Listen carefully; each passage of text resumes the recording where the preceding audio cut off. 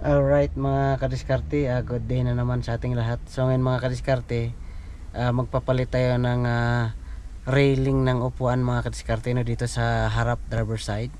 Kasi ang problema nito mga kadiskarte, yung isang railing lang yung gumagana, yung isa hindi. So binuksan ko na ito nung nakaraan. Yung naging sira niya mga kadiskarte, yung kanyang gear kasi plastic lang. So yun ay nasisira yung ngipin nun. So sobrang bigat siguro ng sumasakay mga kadiskarte. So ito mga kadiskarte, pagka ito ay inabanti mo, inatras mo, itong side ay hindi gumagalaw, yung gumagalaw ditong side lang. So ang upuan tuloy balagbag yung kanyang abanti. So ngayon papalitan natin yan piyesa natin. So ang challenge dito mga kadiskarte, pag nagpalit siya kasi ng upuan hindi siya maabanti. So yung tornilyo doon sa likod ay hindi natin matatanggal hanggat hindi natin maabanti yung upuan. So yun ang gagawin nating diskarte ngayon kung paano natin maabanti yung upuan.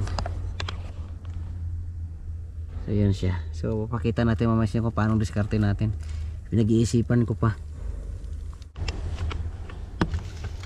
So yun mga kadiskarte,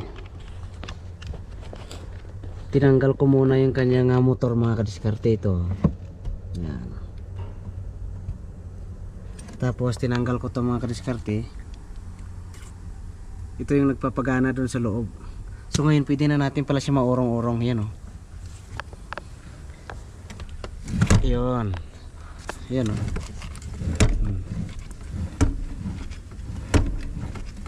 So yun mga kadiskarte, yung isang paraan para mapalitan natin pala yan.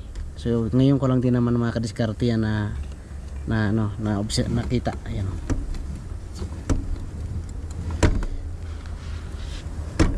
So try pa natin. Ayan, so yun mga kadiskarte, nandyan na yung kanyang tornilyo. Ayan. Ayan o. Ayan. Yung isa. Ayan. So pwede na natin siyang dukutin. Ayan o. So matatanggalan natin itong buong seat mamaya kung matatanggalan natin itong tornilyo na to. So yan na mga kadiskarte, tinanggalan natin yung upuan. So ito na siya.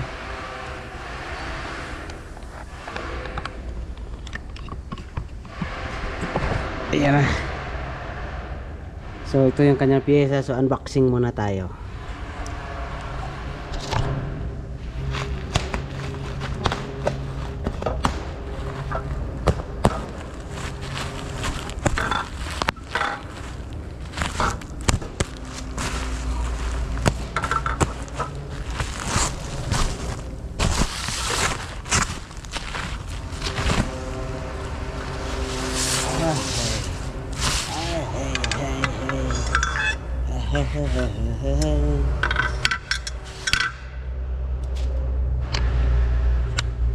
Ito yung bago niya mga kadiskarte.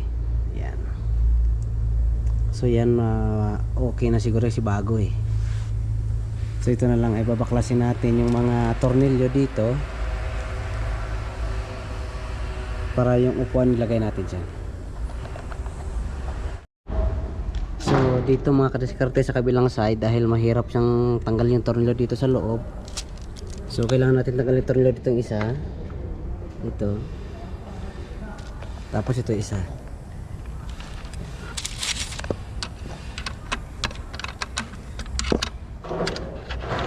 Yan. So ito siya. So ito kahit hindi na natin to tatanggalin mga kadiskarte yung wire na yan, kasi makikita na siya natin dito eh. Yan. Yung tornilyo na yan. So kung gusto nyo tanggalin, pwede naman dito. Ayan. Ang problema kasi nito mga kadiskarte, yung mga clips niya, kasi pag tinanggal mo siya, nasisira talaga siya. So hindi na natin tatanggalin kasi nakikita na tornilyo ito na yun. Yan na.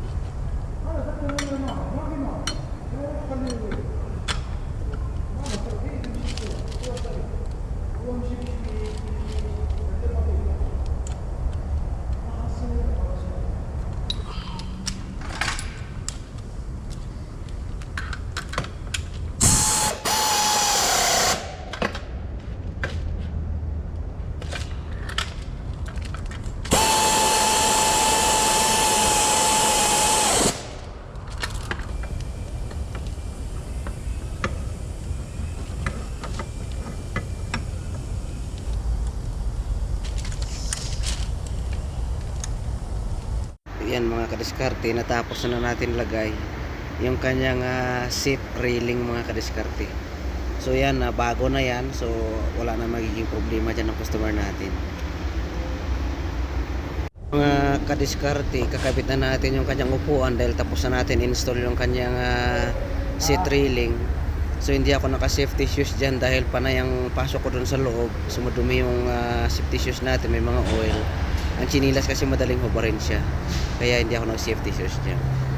So medyo mahirap lang siya ikabit mga kadiskarte yung upuan dahil mag-isa lang ako, no, at medyo may kabigatan yung upuan mga kadiskarte. So yan, ayan ang mga diskarte mga kadiskarte pag mag-isa ka lang. Alright, so ito na mga kadiskarte. Nilagay na natin yung kanyang upuan. Tornilyoan na lang natin mamaya.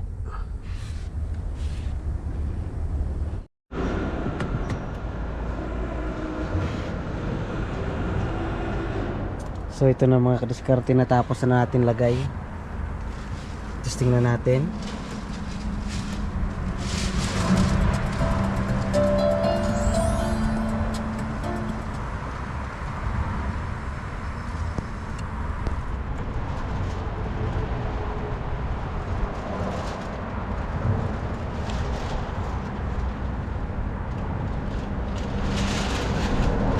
Ayan, so okay na mga kadiskarte. Babalik ko na lang yung cover niya dito sa harap dito. Ayan, so yung mga kadiskarte, testing natin kung okay na.